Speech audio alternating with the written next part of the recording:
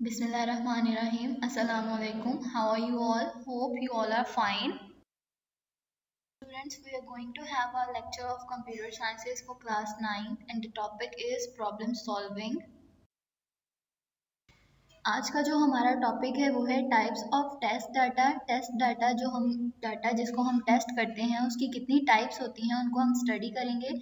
Number 1 पे देखे हैं वैलिड टेस्ट डाटा। वैलिड का मतलब है कि जो डाटा हम उसको प्रोवाइड कर रहे हैं टेस्टिंग के लिए वो वैलिड भी है या नहीं। वैलिड का मतलब है कि क्या वो डाटा ठीक भी है या नहीं। इनवैलिड टेस्ट डाटा का मतलब है इनकरेक्ट डाटा, जो हम उसको डाटा प्रोवाइड करते हैं जिसकी ज़रूरत नहीं होती बट जो डाटा हम प्रोवाइड करते हैं वो इनवैलिड होता है, मतलब ज़रूरत नहीं होती उसकी, हम वो वाला डाटा उसको प्रोवाइड कर देते हैं। नेक्स्ट हमारे पास है boundary test data value. Boundary test data value का मतलब है फॉर एग्जांपल हमारे पास एक कैलकुलेटर है, हमने उसके अंदर सिस्टम रखा कि वो 100 तक नंबर जो हैं उनको हम 100 तक वर्किंग कर सकते हैं उसके ऊपर, तो 100 से ऊपर हम कोई भी नंबर एंटर करेंगे वो हमें एरर दे देगा। तो हमें बाउंड्री याद रखनी चाहिए अपने टेस्ट डाटा की कि जो हमने अगर प्रोग्राम 100 नंबर्स के लिए बनाया तो हम उसको उस बाउंड्री के अंदर रहते हुए ही डाटा प्रोवाइड करें। नेक्स्ट है wrong data format. Wrong data format का मतलब है फॉर्मेट बचे हम लोग कहते हैं लिखने की पोजीशन को किस तरीके से लिखा जाए, उसकी फॉर्मेशन क्या हो, सीक्वेंस क्या हो, लिखना किस तरीके से, कौन सा अल्फाबेट्स जो है वो यूज हुए में है, अपर केस लोअर केस, तो लिखने के तरीके को हम लोग कहते हैं फॉर्मेट। तो वो कह रहा है रॉन्ग डाटा फॉर्मेट। डाटा का फॉर्मेट जो है जब वो रॉन्ग होगा तो वहाँ पे भी हमारे पास एरर आ जाएगा। नेक्स्ट जो पॉइंट है हमारे पास वो है एब्सेंट डाटा। तो कभी इस तरीके से हो जाता है कि हम लोग जो डाटा है वो उसमें थोड़ी सी हमारे से मिस्टेक हो जाती है, हम कुछ पुट नहीं करते हैं। फॉर एग्जांपल टाइपिंग मिस्टेक हो गई हमसे, कोई कुछ ना कुछ वर्ड जो है वो मिस्टेकनली रह गया, तो वो जो है वो एब्सेंट डाटा की टाइप में आएगा। और रॉन्ग डाटा फॉर्मेट की आपको एक एग्जांपल दे देती हूँ। रॉन्ग डाटा फॉर्मेट बचे जिस तरीके से फॉर एग्जांपल हम लोग चाहते थे कि 2+3 इज इक्वल टू इसका आंसर निकालें, तो जब हमने 2+3 देना था तो बाय मिस्टेक हम लोगों ने क्या किया, टाइपिंग मिस्टेक की, राइटिंग मिस्टेक की, हम लोगों ने +2 से पहले लगा दिया, +2 3 इज इक्वल लिख दिया। तो ऑब्वियसली +2 3 हमें पता है कि 23 के इक्वल होता है, तो 2+3 का आंसर 5 आना था और हमारी मिस्टेक की वजह से वो 23 हो जाएगा। तो ऑब्वियसली ये हमारे फॉर्मेट में मिस्टेक की वजह से हुआ। देखिए हमारे पास है वेरिफिकेशन एंड वैलिडिटी। वेरिफिकेशन और वैलिडिटी का क्या मतलब होता है? वेरिफिकेशन का मतलब है बच्चे, हम लोग जब हमारे पास एक डाटा प्रोवाइड हमें कर दिया गया, हम देखते हैं कि हम उसको वेरीफाई करते हैं कि क्या इसमें कोई मिस्टेक तो नहीं है। फिर नेक्स्ट वैलिडिटी। वैलिडिटी का मतलब ये है कि हम उस डाटा के ऊपर फिर देखते हैं कि क्या इस डाटा के ऊपर हम वर्किंग परफॉर्म कर सकते हैं। तो ये है वेरिफिकेशन और वैलिडिटी। नेक्स्ट है हमारे पास identification and correction of errors.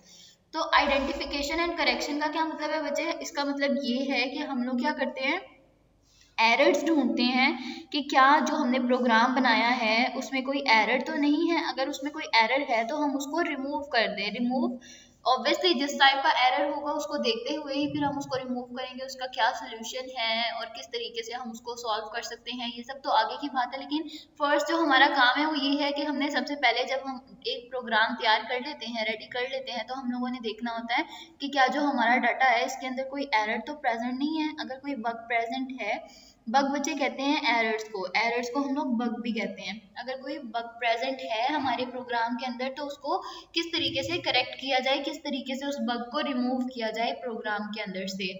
इसके एक एग्जांपल है वो देखें आप।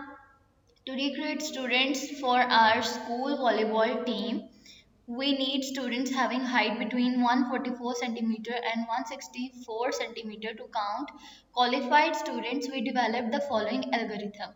वो कह रहे हैं कि हम लोग एक वॉलीबॉल की टीम बनाना चाहते हैं। वॉलीबॉल की टीम के अंदर से जितने भी स्टूडेंट हमारे 144 सेंटीमीटर के अंदर से लेके 164 सेंटीमीटर की हाइट तक की हैं, हमने उनको अलग करना है कि इतने स्टूडेंट्स की हाइट जो है वो इतनी है। तो इसको हम एक एल्गोरिथम बना लेंगे। फिर देखें अब आगे हम लोग पढ़ेंगे कि इसके अंदर क्या मिस्टेक थी, वो हम आगे स्टडी करेंगे। पे एल्गोरिथम देखें, स्टेप 1 पे उसने स्टार्ट किया, स्टेप 2 सेट काउंट टू 0, 0 से स्टार्ट करना है। Step 3 set all heights to 154, 154 ये सारे स्टूडेंट्स की हाइट्स हैं जो वॉलीबॉल के प्लेयर हैं हमारे पास। Step 4 for each height in the list all Heights.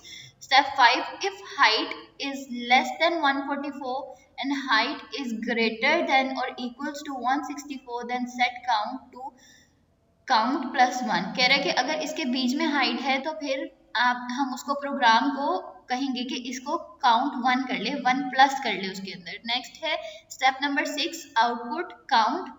जो भी उसका आउटपुट होगा वो सारा हमें जो काउंट हो के सारा आंसर मिलेगा। And number 7 is stop. Obviously जब काम स्टार्ट किया उसको एंड करेंगे तो वो वहां पे हम लोग क्या करेंगे, स्टॉप करेंगे। नेक्स्ट है हमारे पास ट्रेस टेबल। ट्रेस टेबल बच्चे जब हम एल्गोरिथम बना लेते हैं तो उस एल्गोरिथम को फॉलो करते हुए जब हम टेबल बनाते हैं एल्गोरिथम को फाइंड करने के लिए कि क्या उसमें कोई मिस्टेक तो नहीं है, उसको हम लोग कहते हैं ट्रेस टेबल। आगे देखते हैं ट्रेस टेबल क्या होता है। ये हमारे पास एग्जाम्पल है ट्रेस टेबल की। इसमें देखें स्टेप 1 से लेके स्टेप 7 तक जितनी दफ़ा ऑब्वियसली जितनी दफ़ा हम स्टेप को रिपीट करेंगे उतनी दफ़ा उसने स्टेप को रिपीट किया है। नंबर 1 पे देखें हमारे पास जो हाइट्स दी गई थी वो उन्होंने नंबर 3 पे स्टेप पे लिखी हैं। क्यों? क्योंकि वो हमें एल्गोरिथम के स्टेप नंबर 3 में डिफाइन की गई थी। हाइट्स तो यहाँ पे लिखी है सारी। फिर उसके बाद हमने देखा कि हम लोग एक एक हाइट एक एक स्टूडेंट की हाइट 154 से स्टार्ट करके 1 बाय 1 देखते गए। जिस जिस स्टूडेंट की हाइट जो थी उस वैल्यू से 144 से बड़ी और 164 से छोटी थी वो हम ऐड करते गए, और जो छोटी थी उनको 144 से कम हाइट थी उनको हम निकालते गए, और जिनकी 164 से बड़ी हाइट थी उनको भी हम रिमूव करते गए। तो उसके बाद जब हमने एंड पे काउंट किया तो ये मेरे ख्याल में आपके पास आई थिंक सो 5 बन रहे हैं, 5 स्टूडेंट्स बन रहे हैं जिनकी हाइट जो है वो 144 से बड़ी है और 164 से छोटी है, मतलब 144 से लेके 164 के बीच में है। तो वो कितने स्टूडेंट्स बने, वो 5 स्टूडेंट्स बने। तो ये हमने एक ट्रेस टेबल जो था वो यहाँ पे बनाया है। अब यहाँ पे देखिए उसने हमें वहां पे कहा था कि लेस देन 144। अब 144 के बारे में उसने हमें इक्वल्स टू नहीं बताया था कि 144 इक्वल्स टू और 144 लेस देन। उसने जस्ट हमें ये बोला था कि 144 के छोटा जो होगा वो काउंट नहीं करना। तो ये भी हमें नहीं पता कि 144 को हमने काउंट करना है या नहीं करना। तो यहाँ पे हमारे पास जो मिस्टेक आई है, क्योंकि हम लॉजिकली तो हमें 144 को काउंट करना चाहिए था, लेकिन क्योंकि वहाँ पे हमारे पास जो एक मिस्टेक आई है हमारे डाटा मिस करने की वजह से, हमारी मिस्टेक की वजह से वहाँ पे इक्वल्स टू का साइन साथ में नहीं लगाया गया, लेस देन और इक्वल्स टू का साइन नहीं लगाया गया। तो उसकी वजह से जो है वो एक स्टूडेंट हमारा मिस हो गया है। तो ये हमारी मिस्टेक थी। नेक्स्ट इंशाल्लाह अपने नेक्स्ट टॉपिक के साथ नेक्स्ट लेक्चर में, तब तक के लिए अल्लाह हाफिज, स्टे होम स्टे सेफ।